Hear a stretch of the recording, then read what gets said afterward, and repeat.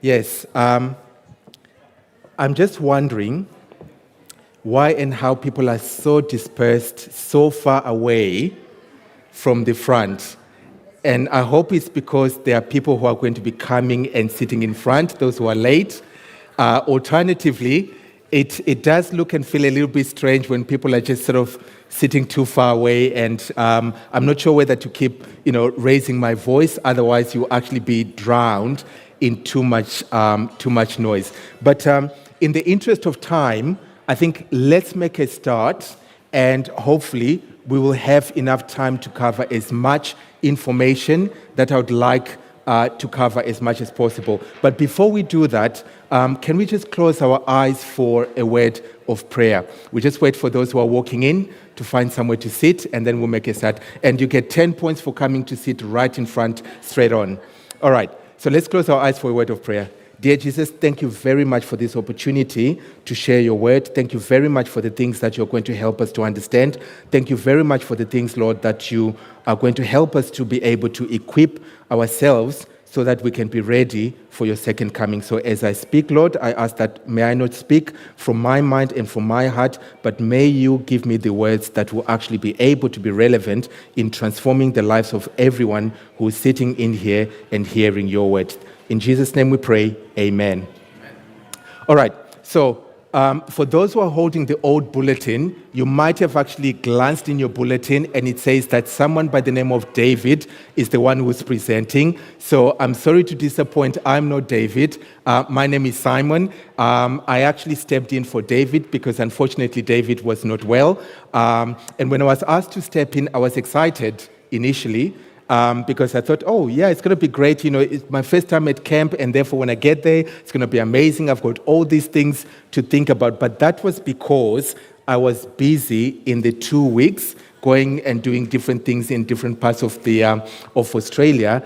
And when I actually drove up here, then the dust actually hit the fan. I was like, oh, what did I commit myself into? And therefore, there was no backing out. And I'm here. But I'm also excited because I believe the Lord has got a message for us.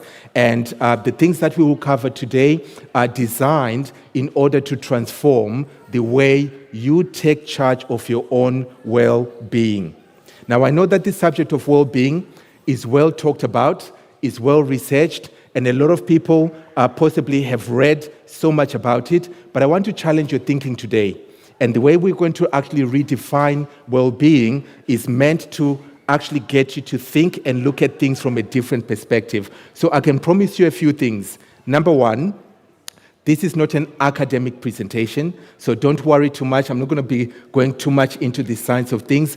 It's also not a research presentation, so I'm not going to be covering too much information, mainly because I understand that there's a trapped door somewhere on the stage, and therefore if I go too much into things that will create more confusion, I don't want to disappear. But before we start, there's also a couple of things I always highlight to everyone whenever I'm doing a presentation, and these are, number one, English is one of 3 languages that I speak. And therefore, when you mix that context together with the fact that I'm talking about subjects I'm passionate about because they are life-changing and transformational, sometimes I get so carried away that I speak too fast. So when that happens, taking a leaf from Pastor GT's book, just wave and say amen. Okay? And I will know what that means. It means that I need to slow down a little bit. Now, the second thing, and this is very, very important, and I think if we agree on this one, then I think we can move forward quite easily. The second thing is this. My voice sometimes can make people sleep. Now, I already know that, so you don't need to prove it to me. You don't need to show it to me. I'm already aware of it, and therefore your job is to try and make sure that you don't fall asleep. However, if you fail, it's not because of me, so don't pull the trap door. I just need to, if you're sitting next to someone who's actually falling asleep, don't wake them up. Just put your hand up and we'll ask them a question. Okay? So if you don't know what I'm going to be covering already, my suggestion is whatever you need to do to stay awake, do it. If you need to choose something, if you need to drink something, if you need to stand, by all means, go ahead. Now, are we good to go now? Yes? All right. So, redefining well-being. Well, let's start by maybe just opening up into the Bible and just maybe setting the scene. Sorry, Simon. Yes. Can you give us like a 1 minute thing about yourself? Because there's nothing in the book. Oh, yes. Actually, that's a very good point. Thank you. A 1 minute introduction into who I am. So my name is Simon Pedzisi. Some people call me Dr. Simon Pedzisi. Simon goes very well. And in terms of my little bit of background, I live in Kurumbong, the holy city. Yep. I come from Zimbabwe. Anyone from Zimbabwe? So I was born in Zimbabwe and I moved to England when I was at the age of 16. And that's when I started my life. I met my wife, Sylvia, who's sitting here cheering behind. And she's from Uganda, so we met at church. It's good to always stay in church. And in terms of my sort of professional background, I'm a dementia specialist.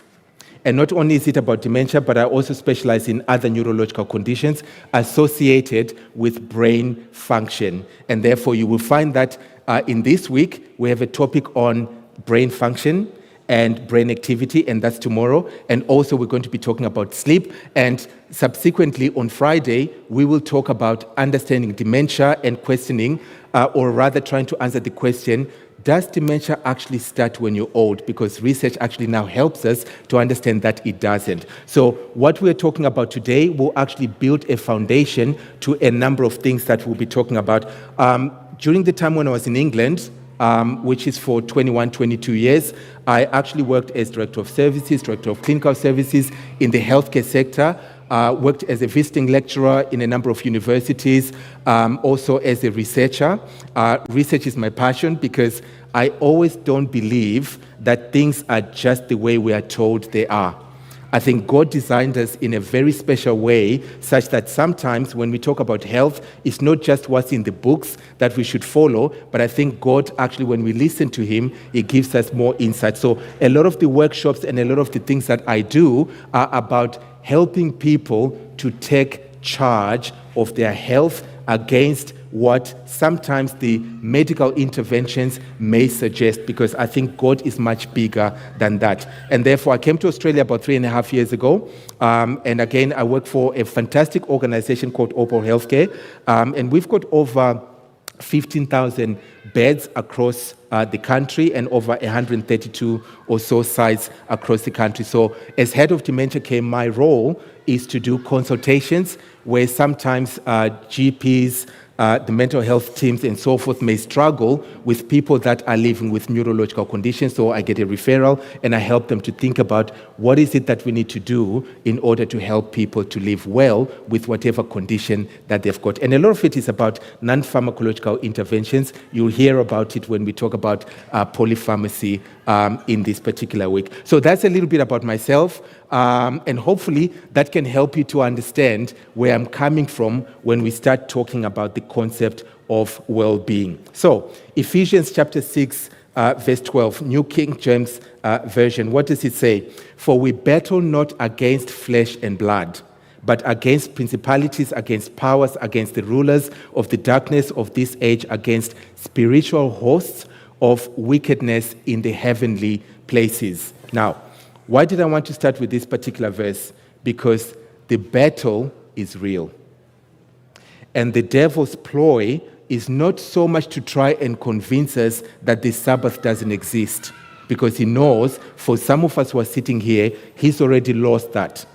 His battle today is focusing on the mind, focusing on destroying the way we actually function by giving us information that means that we don't actually we're not sometimes able to cope with some of the stresses and some of the challenges that we face on a day-to-day basis. And therefore, understanding what Ephesians is talking about helps us to actually take the subject of well-being much more seriously. But before we actually dive into what I want to talk about today, let's just ask ourselves, is well-being a big issue? Put your hands up if you think well-being is a big issue. Yep. Or is it a subject that everyone talks about it? There's so much, information which is about this is what you need to do, and therefore it's maybe just an economical issue, or maybe it's just a social issue. Well-being is an issue because if the battle is about the mind, then we need to understand how the devil sometimes has got some tricks up his sleeves that sometimes will even affect us as Adventists. So yes, the battle is real and well-being is a big issue. Here's a little bit of a synopsis of why well-being is a main issue, particularly in Australia. Number 1 in 5 Australians experience depression. And even in our own church. Here's another point. 1 in 4 people experience anxiety, whether or not it's for a short period of time or not. Now, anxiety is going to be real in a lot of people's experiences, but the issue is that anxiety doesn't need to be when you understand some of the simple principles that fall under the concept of well-being. Here's another point. 1 in 3 people experience loneliness, and loneliness is defined by 2 particular aspects. Number 1, there's social loneliness, where you don't belong anywhere, you don't feel that you're a part of a group. I remember back in England a few years ago, I did an article that was focusing on living in a large society and yet living alone. So just the fact that we go to church every Sabbath, just the fact that we're at big camp, there are some people who live with loneliness. So there's social loneliness, but also there's emotional loneliness, where some people are, yes, married for years, but in actual fact, in that marriage, they still feel socially alone. Some people come from a family of 3, family of 4, family of 5, and yet when the world comes to a point where they're struggling, they find that they're actually by themselves. And yet these are some of the issues that people experience on a day-to-day basis. Here's another point. 1 in 7 people are on psychotropic medications to manage their mood. What does it mean? Psychotropic medications are usually prescribed in order to alter brain function so that the way you feel about yourself, the way you feel about your world, or the way you feel about your position is modified. 1 in 7 people. Another point is 25% of children, aged between 2 and 17 years old are either obese or overweight. And when you look at the stats and the background behind that information, what you see is that comfort eating is one of the main reasons why children end up becoming overweight and obese. And that, again, is linked to mental health as well as the concept of well-being. Here's another point. 1 in 5 people experience high stress levels. Anyone ever experienced stress in their lives? Yeah, we all have. Sometimes the periods change and improve, but for some people, it becomes a daily occurrence until their brain is no longer able to cope with stress factors, and therefore they anticipate and expect stress to be happening and occurring every day, and that automatically, after a period of time, changes their chemical function in their brain, their neurological function in their brain, and ultimately well-being becomes a big issue for them. 43% of people who are aged between 16 to 85 years old have experienced a mental breakdown at some point in their life. And yet sometimes, especially for Christians, a mental breakdown is usually considered as your faith is not strong enough. So we don't talk about it a lot, and yet people experience some of these challenges. So one of the latest UNICEF reports that I've been looking at, well, in actual fact, I've been sort of following this report from 2013 when it was initially published, and some of the upgrades in terms of research activities up to 2023. It was indicating that the child mental health report was indicating that, Australia is number 16 out of 38 countries that fared well when it comes to child mental health associated to well-being. Now, we can pat ourselves on the back and say, actually, do you know what? We're doing quite well. We are, one of the 16 countries from the top. But here's the thing. With that trend, how far are we from getting to number 38? With that trend, how far is the challenge away from our own homes and from our own churches and from our own families? And therefore, when I ask the question, is mental health a big issue? I think it's a big issue, except that the devil is working part-time and full-time as well to try and just redefine mental health so that we see it as just, oh, it happens next door, or it happens in that area, or sometimes that we can't attain mental health because of circumstances which are beyond our control. But I'm here to tell you today that, again, thank God, because his message is real. And especially for us as Adventists, one of the things we've learned is about temperance. One of the things that we've learned is about how God has designed us. And when we just go back to some of those basics, you will start to see that regardless of what the devil says around our well-being, we can be in charge of well-being. So let's explore a little bit of how that can be managed. Well, just one other point before we move forward is that on average, 9 people per day commit suicide. 9 people per day commit suicide. And this is actually just covering, children, adolescents, as well as young teenagers and adults. So that's a very big number. That's a very big number. But they don't start by just committing suicide. Something changes at some point. And therefore, they start to feel out of control, and then it leads to, unfortunately, situations as such. So I'm very much aware that there might be questions that people might have. So what I might ask you to do is, because we have quite a lot of ground to cover, perhaps if you just note your questions, and at the end, we might have an opportunity to have some interactions and answer some of your questions. So what are we going to cover today? Well, we want to redefine well-being.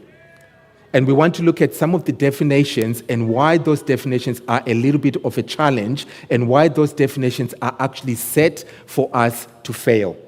We're going to look at understanding the components of well-being, and we also want, most importantly, to identify the intrinsic and extrinsic factors that will affect your own well-being. Now, if you understand those factors, that empowers you to know how to make the right decisions that will actually inch you forward to a state whereby you can take practical steps that will help you to improve your own personal well-being. So, let's start by defining well-being. What is well-being? How do you define it? And the reason why it's important to define well-being is this. From a social science perspective, we know that unless you can define something clearly, it is not possible to connect and be able to understand what you need to do in order to make a difference in your life. And one of the biggest problems or challenges that I see today is that because well-being is defined in so many different ways, sometimes even out of context, it means that for some people,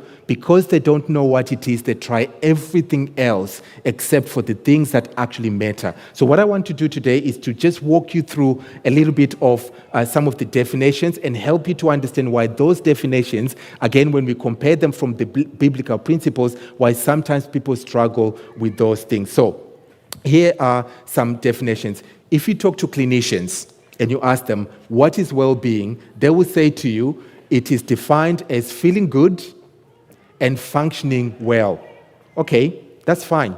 Relatively okay. We might agree with that. But what happens when you don't feel good? Because feelings change. I woke up this morning, I was excited about coming to do the presentation because I was thinking about all the things I need to share with everyone. Then I realized that I've got so many slides, and I start worrying about, how much time do I have, and will I be able to go through all the slides? So the feelings actually change depending on circumstances. So you can't rely on feelings, which means that your well-being cannot be considered consistent if you actually invest in just feelings. And also functioning well. What does functioning well look like? What if I've had an accident and I'm not actually able to walk because I'm paralyzed? Does it actually mean that I can't achieve well-being? So again, there's an issue with that particular definition, which means that for some people, they become excluded, and therefore well-being for them is a non-starter. Here's another definition. If you talk to psychologists, they'll say that, well-being is how you feel about yourself and your life. How you feel about yourself and your life. Okay, well, today or this year, I feel great about my life, but there are certain things that I've been praying for that haven't happened, and therefore maybe how I feel about my life will change. What if you had certain dreams? Some people wanted to be astronauts. Some people wanted to be pilots. but actually they're in different professions. So life didn't actually turn out as what they expected and what they wanted. So does it mean that for them, well-being cannot be achieved? And the reason why it's important to be able to redefine well-being is because if you are defining well-being based on just your life, then it means that you won't see any other solution except to go to a psychologist and try and ask them for help in order to manage how you are feeling about your life and your circumstances. If you talk to policymakers, they say that well-being is just being in good health, okay? Being in good health. So someone has been diagnosed with, dementia. Someone has been diagnosed with Parkinson's. Someone has been diagnosed with, life-threatening condition. Does it mean that for them, well-being is already written off? No, it doesn't. And yet, again, if you think about from an economics perspective, they say that it's the ability to contribute to society with less burden. Wow, that's deep. That's deep. So here's a question for you. Out of these definitions, which one have you been using to try and manage your own well-being? And has it worked?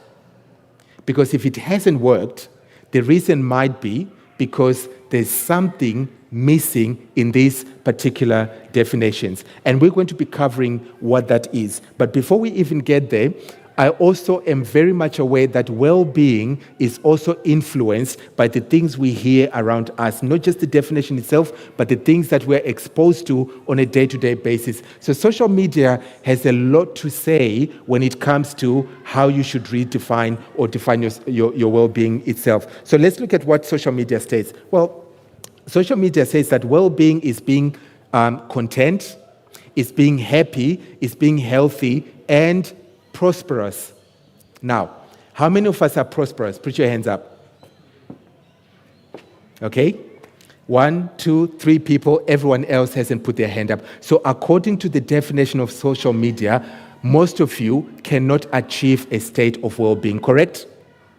Yeah? So there's an issue with what social media actually propagates, which is well-being is about being content, being happy, and actually, being prosperous. Now, there's another also sort of avenue that the social media or the social platforms take when it comes to well-being. And this says that well-being is about feeling good. Some people, when they eat chocolate, they feel good. When they don't have chocolate, how do they feel? Okay? It's about functioning well. Okay? Someone had a fall, fractured their hip, they had an operation, and therefore now they can't actually walk without a walking aid. So their functionality has changed. Some people have actually, come to age where they're now seniors, and therefore frailty starts to kick in, and therefore they used to be able to run, 3 kilometers. And talking about running, by the way, how many of us managed to do the 3K yesterday? Yeah, I can see a few hands. Now, what I did at the beginning, I thought to myself, when I was much younger, I used to run very well. And I thought, I'm going to try and keep up with the college boys. And so for the first kilometers there, I was feeling good and thinking, yeah, I'm doing well. This is all good. Until 1.5 Ks, when I actually started to realize that if I don't stop and slow down, I'm going to pass out. And these guys were just going and they went back. And by the time I was actually sort of halfway towards the turning point, they were halfway on their way back. And so functionality changes with age. So does it therefore mean that I can't attain well-being? No, it doesn't. Now, social outlook also indicates that social well-being is comprised of the individual's experience of their life and a comparison of life circumstances with social norms and values. Did you get that? So social media is saying, for you to be in a good state of well-being, or for you to know whether or not you are in a good state of well-being, you need to be able to measure yourself against who? Life circumstances and social norms. So if you have a neighbor who drives a Ferrari and you drive whatever car you drive, then that should be the measure of whether or not you're in a state of well-being. There's a problem with that.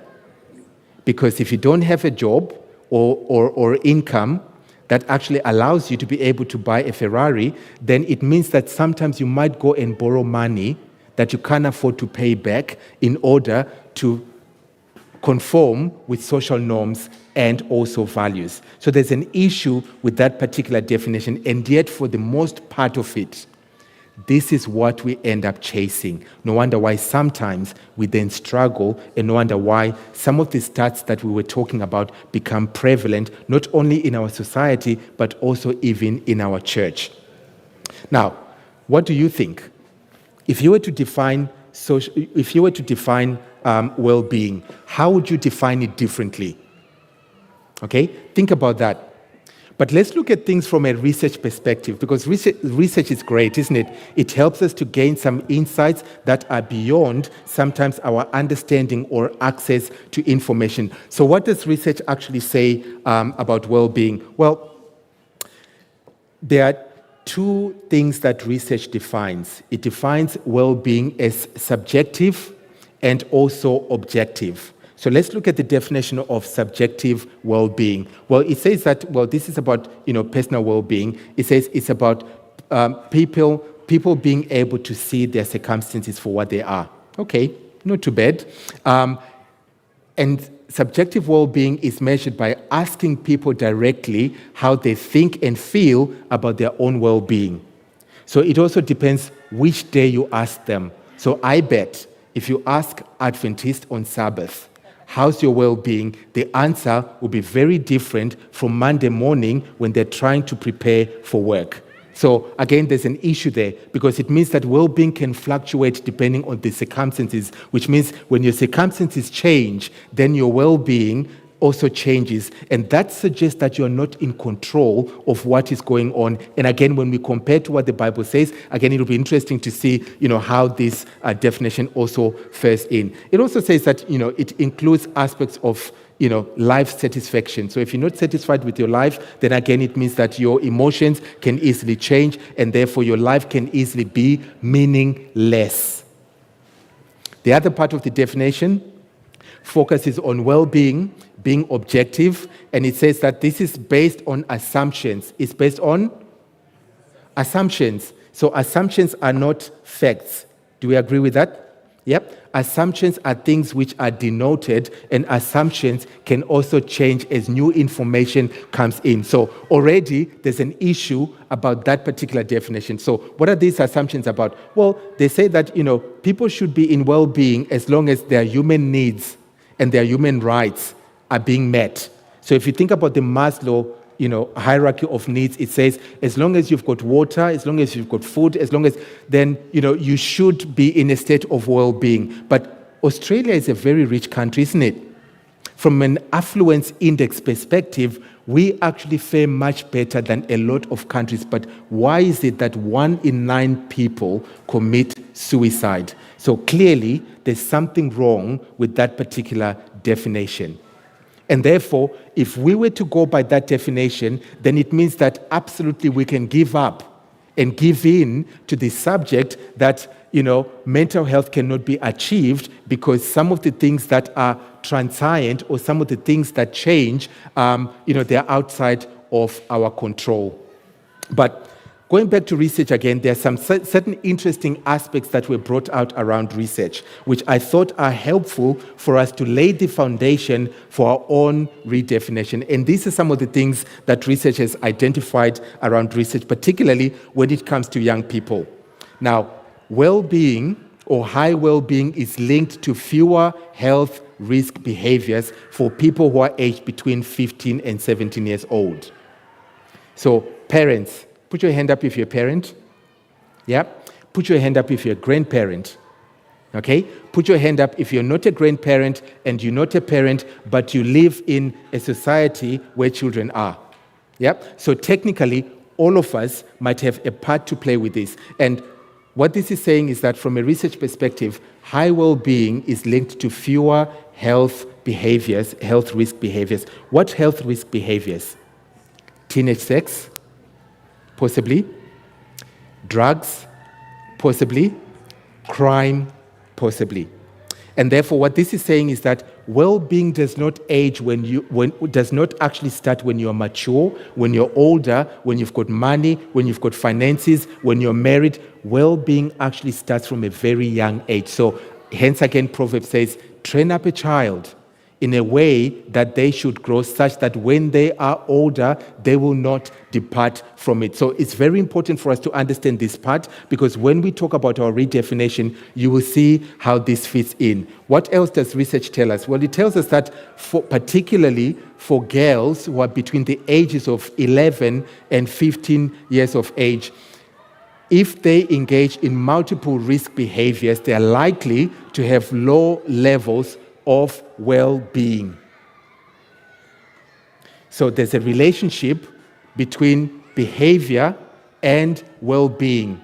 And that's also interesting, because one of the other subjects I'm trying to understand, and I'm looking at research around this, is that why is that in certain countries, child mental health conditions, one of them being ADHD, is quite prevalent and highly diagnosed in certain countries more than other countries. And I'm sure it's got nothing to do with what's in the water, but sometimes it's understanding where does well-being start, and therefore how are we investing in our young people in order to support them. But if our young people's definition of well-being is defined by social media, then there's something that's lacking, because they'll be chasing an outcome that they can never achieve, and that actually leads them to subject to peer pressure and actually ending up in the wrong crowd.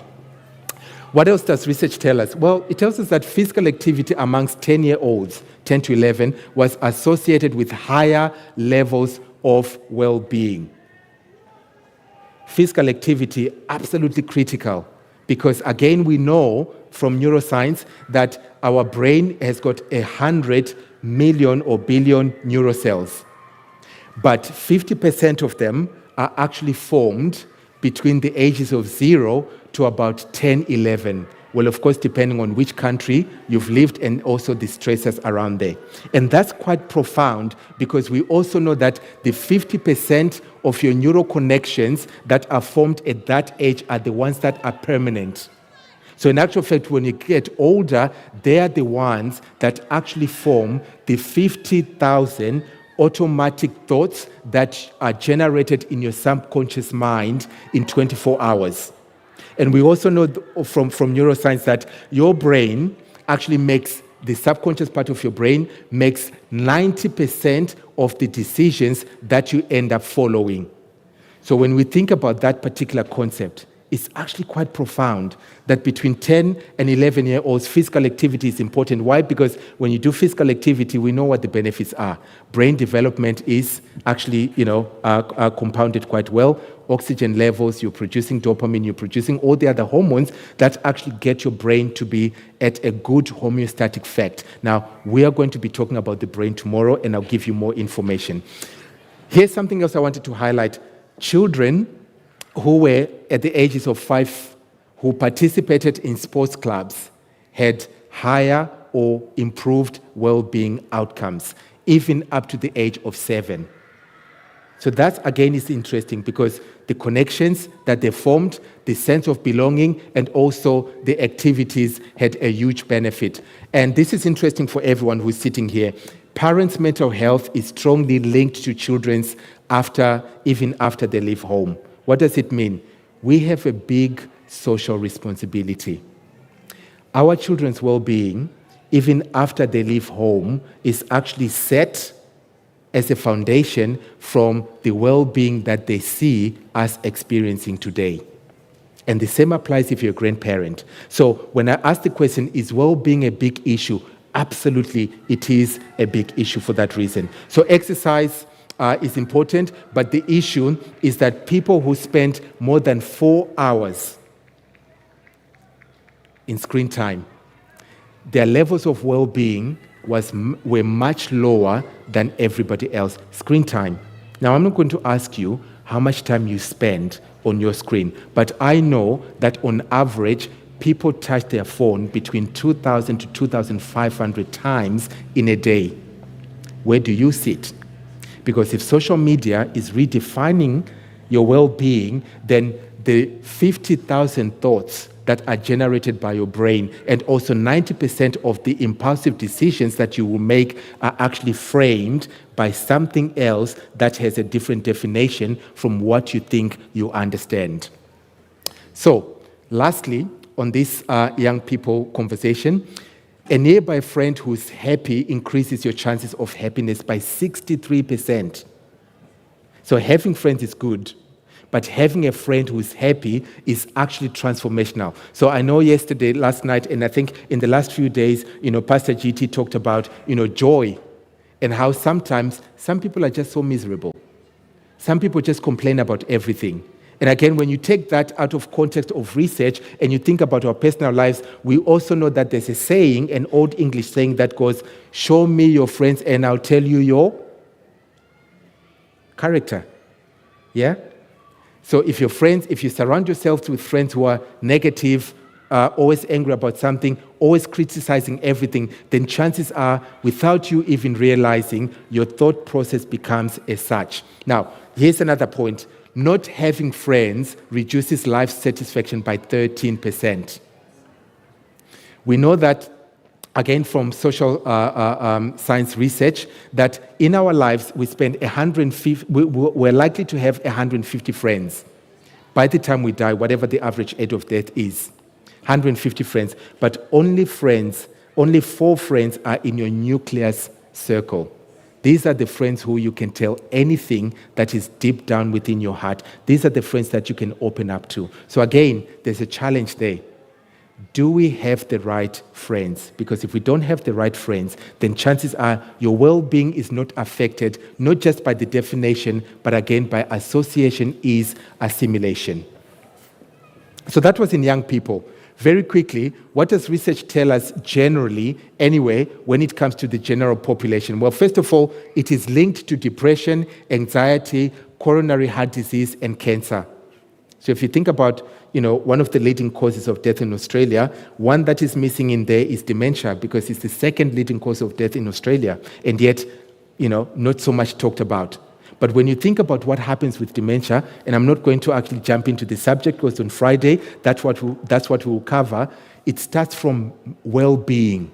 At the point where your brain is no longer growing, and that's usually between 20 to 25, and when your brain is now starting to rely on neuroplasticity to reshape and reform the way it actually operates. So dementia doesn't actually start when you're older, but it's actually prepared from an age when you're much younger. And some of these things are things that you need to consider. So subjective well-being can add 4 to 10 years to life. We know that enjoyment of life is associated with, survival of more than 9 years. So you can add 9 years by just actually enjoying life. So question is, what are some of the things that you do in order to enjoy life? Or is life too serious that life is living you as opposed to you living life? Well-being is associated with 19% of mortality. And we talked about the stats in Australia. And also life satisfaction is key to well-being. Although in these particular outcomes, people were connecting with, socioeconomic factors, but also environment. So where you live and exposure to noise, exposure to some other things that can actually create stress, have a huge impact on well-being. But here's the most important thing. Out of the research, employment status was one of the factors that had a huge impact. Employment status. And one of the things that this research was looking at was the fact that as people retire from work, if they don't start to actually engage in meaningful occupation, then chances are they start to decline quite rapidly. And finally, relationship status had the highest impact out of everything. Relationship status. So, using some of these principles, I want us to now start thinking about how do we redefine well-being in our own context? How do you redefine well-being in such a way that you can take charge and you can take control of how things actually pan out for you? Now, There are two definitions that I want to compare and contrast. And the first one is from the World Health Organization. And this is the definition that I've used continuously, even in my own practice. And it says that well-being is a state of complete physical, mental, and social comfort. Okay? So there are three components to it. But here's what I like about the definition. It is not merely the absence of disease or infirmity. What does this mean? You don't end up in well-being just because you don't have a disease. Because most people who are living with even palliative care conditions can be in a state of well-being. And how did I actually start to research well-being and actually look at it from a different context? My life changed about 20 years ago when I was working in a care home back in England. I've just spotted a huntsman, and me and spiders don't get along, so I will walk away from that particular area. Okay, so my experience going back to about 20 years ago, I was working in a care home, and there was this particular lady called Margaret. She was 98 years of age, and I don't forget her even up to now, because the way she spoke to me about well-being actually transformed and changed the way I see my own well-being, and that's some of the things I'm going to be sharing with you today. And Margaret was interesting because she was blind. She couldn't see. She was also bedbound. So she couldn't walk, she couldn't do anything for herself. So she relied wholly and entirely on other people actually doing everything for her. But this is what was interesting about Margaret. Every time I went to work a shift in that care home, Margaret was always smiling. Hi, darling. How are you doing? Lovely to see you. Thank you very much. Oh, you are marvelous, darling. I know I can't see you, but I think you just sound marvelous. She was always positive and the sweetest person you could actually ever come across, even when she was in pain. And even when we knew that Margaret is coming to her last days, Margaret went out with a smile all the time. So one day I was curious and I said, I need to talk to Margaret. So I called Margaret and I said, Margaret, I hope you don't mind me asking, but I've got a question I need to ask you. And she said, yeah, go ahead, darling. And I said, listen, I've worked in this place for, quite a while now, and you are very different from everybody else. You're always smiling and happy, and yet, you're in pain. Sometimes you've got all these, clinical comorbidities that other people are struggling with. They're shouting, they're screaming, they're punching the team members and so forth, but you're always happy. What's wrong with you? And then she turned around and she said to me, darling, come close. Now, I wasn't sure what she was planning to do, but because I'd never actually seen her getting angry or upset, I actually thought, okay, let me go. And she, got my hand, felt my hand, and she said, sit next to me. And I sat next to her. And she said to me, happiness and well-being is not subject to your circumstances. Your circumstances are the things that you allow to stop your happiness. And I made a choice that whatever my circumstances are, I'm not going to let them determine my well-being. And that changed my life forever. And so when I started looking at the different definitions of well-being, even at the time where, again, in my professional life, at one point I was the national lead for palliative care in England, and my role was to set and disseminate the strategy for palliative care services. And our mantra and focus was creating good death. And I used to talk to people who are 105 and 107, and we talked about their last days, and you would find that someone who's 105 years old can't even talk, can't even walk, can't even eat, but yet they were still happy. And therefore it started making me challenge. Why is it someone who's 105 can still be happy, and yet people of our age become miserable and upset just because your channel or your program that you really like has been pulled off air? Why is it if someone cuts in front of you, it changes your whole world forever and you talk about it for the next 6 weeks? Why is it when your clothes actually go into the dryer and they come out, shrunk, that starts World War VII, let alone World War III, 4, 5, 6, and so forth? And the answer actually lied back in the definition of well-being. So what is well-being and how do I want you to look at it? Well, it's understanding that it is a state of complete physical, mental, and social comfort. So what it means is that you don't have to have absence of infirmity, disability. You don't have to have absence of conditions, whatever it is you're suffering with. If a 105-year-old can go out with a smile, what about you? because some of you are only a third of that age. Some of you are only half that age. So what is missing? The definition that says comfort.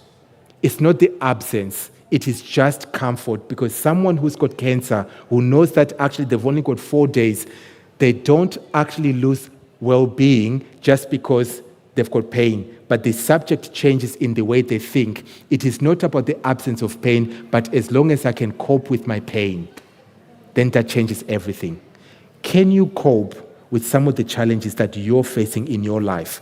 Because if your definition is based on the absence of challenges, then chances are you're going to be chasing well-being until Christ comes again.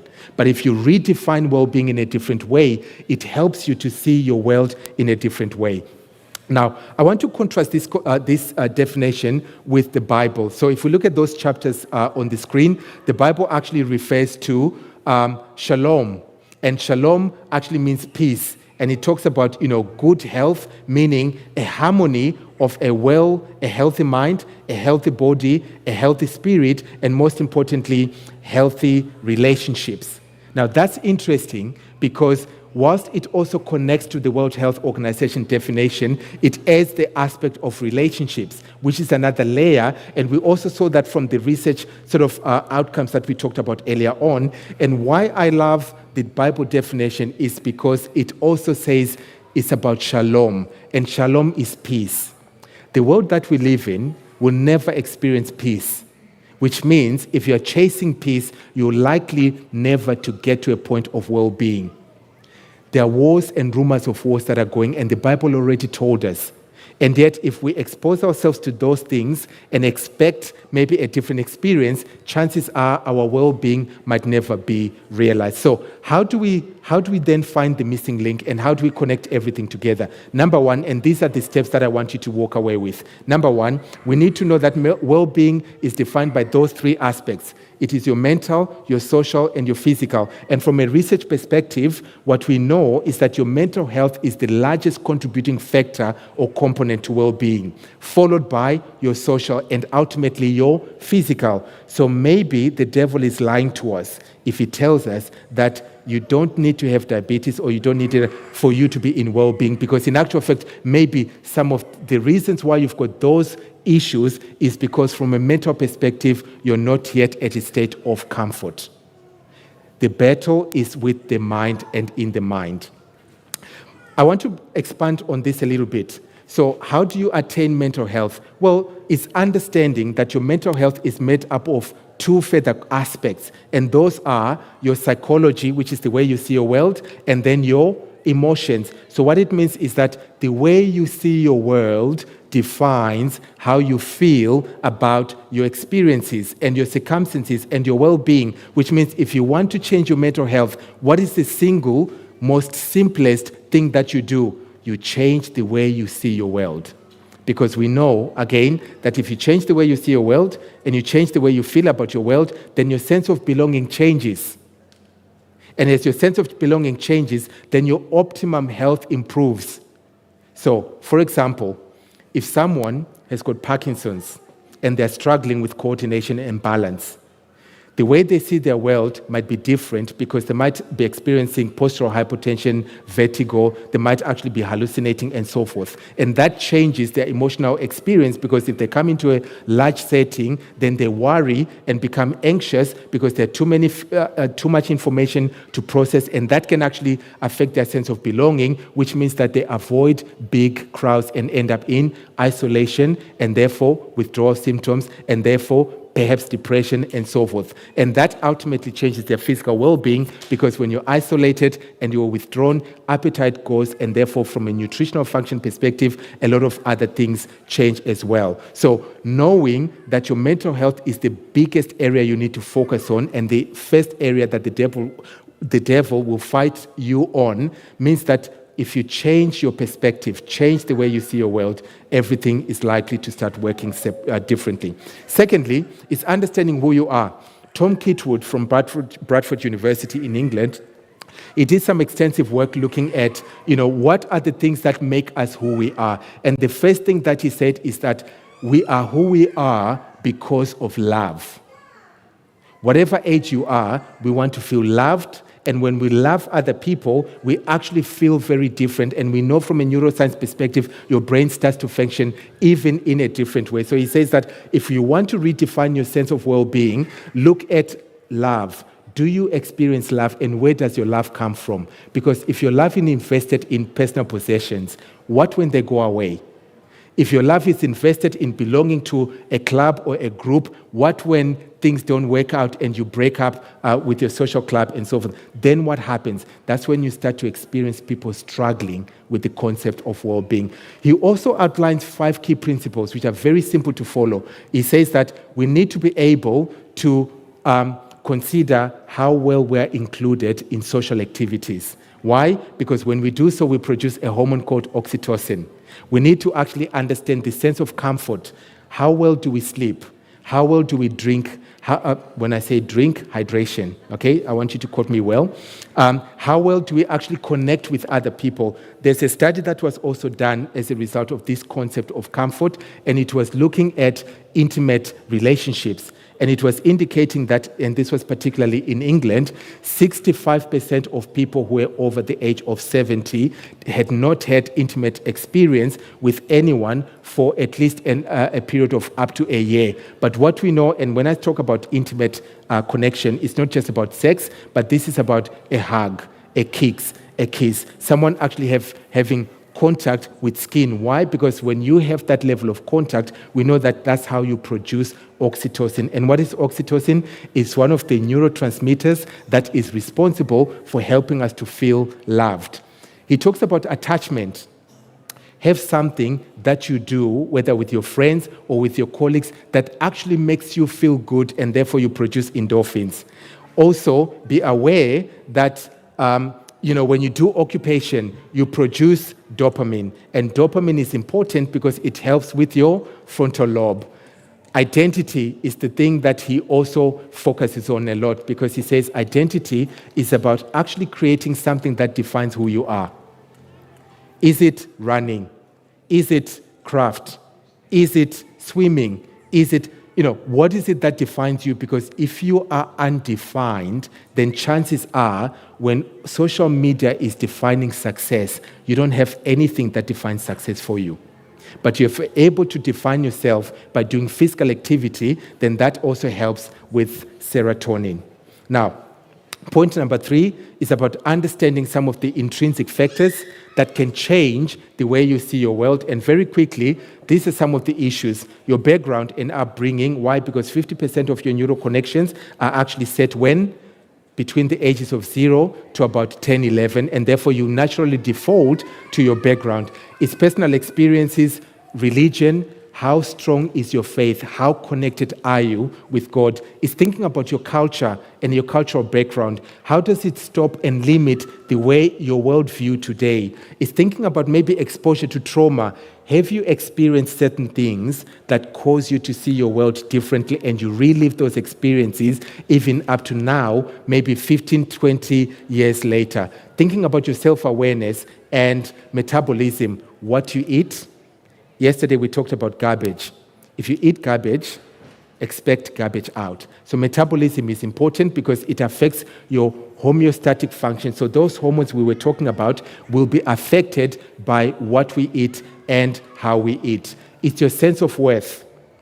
Do you feel important only when people tell you how well you look, or how well you speak, or how well you do things? Again, because if that changes, then again, it changes the way you see your world. And circadian rhythm is about sleep. We will talk about sleep this week, and I'll help you to really connect with how sleep absolutely changes, again, your worldview. Extrinsic factors are quite simple, and we talked about some of them. Your friends and connections. The less friends and connections you have, the more you're likely to start to see your world shrinking, the less you're likely to be producing some of the hormones, oxytocin, and so forth. Sleep is another one. Stressors. And it's thinking about things like hydration, nutrition, responsibilities. Are you a parent? Are you a grandparent? Responsibilities at work. Are you coping or not coping with some of those things? Exercise, occupation. comorbidities such as, what other things are you struggling with physically, which might be defining how you see your world, as opposed to actually you redefining how you feel about those particular comorbidities. And again, it's having a routine. So, where do you begin? Well, quite simply, think about self-reflection. Do you know the things that affect you from an intrinsic perspective? Do you know the things that affect you from an extrinsic perspective? What are your connections like? How well are you connected with God? Because if you're not connected with God and God is love, chances are the further away you move from God, the further away you move from the experience of love, and therefore you look for love in other experiences that might not actually be healthy for you. Challenge your perceptions. When people say something about you, why do you get easily upset? Is it just the 50,000 thoughts that are generated in your mind? Is it the 90% of the decisions which are impulsive, possibly, that come from your subconscious mind? Again, so challenge yourself about your thinking. Why do you see your world that way? Challenge your exposure to what you read in social media, and therefore create some daily routines that are healthy to regain control of your own personal well-being. So this is the SIMPET model. Okay, we're coming to an end. What does the SIMPET model say? Well, I've used this model even in my consultations today. And what it means is that, number one, understand God, connect with God. Number two, think about your brain health. Number three, think about the power of choice. You have the ability to make decisions about your well-being, and therefore don't let the devil lie to you. Number four, that moved quickly. Number four, think about temperance. Now, temperance is one of the subjects that we, as Seventh-day Adventists, don't teach anymore, and yet they are the defining factor when it comes to well-being. So, in closing, what should you take away today? Well, number one, ask yourself, how's your well-being? Number two, what are the factors that impact your personal well-being? Number three, what steps will you take towards regaining control of your well-being? Is your well-being defined by social media? Is it defined by the challenges that you experience around you? Because if it is, then maybe the new definition of well-being should actually empower you to see your world in a different way. So remember, happy people, or rather the happiest people on earth, are those who help others. There's no medication that you need for that. There's no psychotherapy that you need for that. Just starting by helping someone, your neighbor, people around you, helps you to start experiencing that love and getting those reward hormones. Also, think about, you have the power of choice. That's the one thing that God gave us, the power to choose. The decisions you make every day actually contribute to your well-being. What's next? Tomorrow we'll talk about understanding the brain and how the brain actually adds to your well-being. Wednesday we'll talk about how to improve sleep. Thursday, polypharmacy. And Friday we will talk about, when does dementia actually start? And all these topics will help you to be in charge of well-being today, in the next 5 years, and then in the next 20 until Jesus comes. So, thank you very much for your participation. I saw that no one was falling asleep, which is great, and therefore